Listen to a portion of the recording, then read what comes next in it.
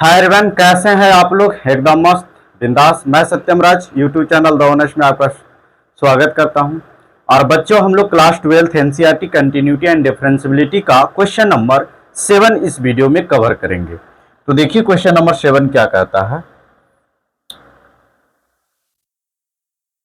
हाँ, तो question number जो 7 है वो कुछ इस प्रकार है। तो हम लोग फर्स्ट ऑफ ऑल क्या करते हैं कि इसको लेट कर लेते हैं। जो भी वैल्यू दिया हुआ रहता है, फंक्शन दिया हुआ रहता है, उसको y is equal to let कर लेते हैं। तो देखिए इसको हम लोग लेट करते हैं और ये y के इक्वल क्या हो जाएगा, अंडर रूट कॉट कॉट और ब्रैकेट में एक्स स्क्वायर। ठीक है, ये दिया हुआ है। अब ये जितना भी क्वेश्चन इसको सॉल्व कर रहे हैं, ये dy अपॉन dx निकालना है।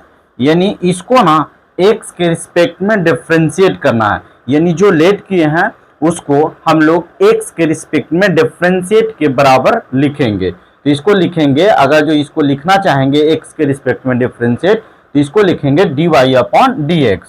अब इसको देखिए y के जगह पे जो वैल्यू पुट किया है ना, इस वैल्यू को इसको पुट कर देते हैं और ये हो जाएगा 2 अंडर रूट और ये कॉट कॉट और एक्स स्क्वायर, ठीक है, अपॉन में डी एक्स। ठीक है, यानी यहाँ पे इस स्टेप में हम लोग कुछ नहीं किए। जो y का वैल्यू लेट किए थे वो डिफरेंशिएट में y के जगह पे वैल्यू पुट कर दिए। अब जैसे देखिए यहाँ पे आपको फंक्शन को पहचानना होगा। तो यहाँ पे जो आपको दिखाई दे रहा है, यहाँ पे ये दिखाई दे रहा है कि देखिए पहले कांस्टेंट है तो कांस्टेंट टर्म को बाहर निकाल देंगे। यानी 2 कांस्टेंट टर्म था तो इसको हम लोग बाहर निकाल दिए। तो अंदर में डिफरेंशिएट में बचा कि रूट कॉट और ये एक्स स्क्वायर बचा गया अपॉन में एक्स। अब देखिए आपका बात यहाँ पे चल रहा होगा कि कॉट एक्स का डिफरेंशिएट हम लोग को करना है, तो इसको कैसे किया जाए। तो देखिए इसको एंगल मिला के हम लोग करेंगे। यानी जितना फंक्शन है इसमें टोटल फंक्शन को हम लोग को डिफरेंशिएट करने की जरूरी है। तो देखिए 2 तो बाहर है, इसको ऐसे ही रहने देते हैं और d अंडर रूट और ये लिखा हुआ है कॉट एक्स स्क्वायर। तो पहला जो फंक्शन है बच्चों वो रूट एक्स का फंक्शन है। तो यहाँ पे जब रूट ऊपर में रहता था तो उसके अंदर जो भी रहता था वही वैल्यू रहता था। इसका मतलब कि यहाँ पे नीचे में इसको कॉट एक्स स्क्वायर होना चाहिए। तो एक फंक्शन तो ये हो गया रूट एक्स का।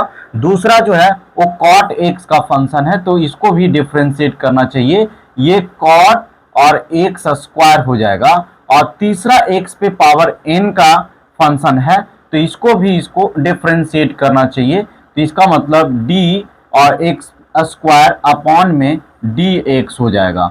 यानी यहाँ पे बच्चों कुछ नहीं किए, यहाँ पे मैंने किया कि जितना फंक्शन था उसको पार्ट पार्ट हम लोग तोड़ दिए ताकि हम लोग आसानी से डिफरेंशिएशन का फॉर्मूला अप्लाई कर सके और टोटल फंक्शन का डिफरेंशिएट हो सके। पहला रूट एक्स का फंक्शन है, दूसरा कॉट एक्स का फंक्शन है और तीसरा एक्स पे पावर n का फंक्शन है। अब तीनों का जैसा कि हम लोग फॉर्मूला जानते हैं, देखिए 2 है तो इसको रहने देते हैं और कॉट ये रूट एक्स का फॉर्मूला जो होता है 1 अपॉन 2 रूट एक्स। यानी एक्स का रोल प्ले जो कर रहा है वो कर रहा है cot x square. Cot x square आपका रोल प्ले कर रहा है और इनटू में और देखिए कॉट एक्स का जो डिफरेंशिएशन होता है वो माइनस कॉसेक स्क्वायर एक्स होता है। तो यहाँ पे हम लोग इसको ब्रैकेट में लिख देंगे माइनस कॉसेक स्क्वायर और एक्स का जो रोल प्ले करेगा वो एक्स स्क्वायर करेगा। यानी जो एंगल में रहेगा वही चीज हम लोग लिख देंगे। और यहाँ पे फिर x पे पावर n है तो इसका जो होता है n x n माइनस 1, यानी 2 में से 1 सब्ट्रैक्ट करेंगे तो 1 हो जाएगा। अब इसको देखिए जो कटता है वो कैंसिल होता है, उसको कैंसिल कर दिया जाए तो बचेगा क्या। तो देखिए यहाँ पे माइनस साइन जो है ना, देखिए पहले 2x को यहाँ पे लेके चला रहे हैं मल्टीप्लाई में, आगे पीछे होता है कोई दिक्कत नहीं है। माइनस यहाँ से निकाल लिए और 2x यहाँ से निकाल लिए, फिर उसके बाद में बच गया ये बच गया कॉसेक स्क्वायर एक्स स्क्वायर। यानी जो एंगल का रोल प्ले करेगा वही लिखेंगे और divided by under root cot और इसका रोल प्ले जो कर रहा है वो एक्स स्क्वायर।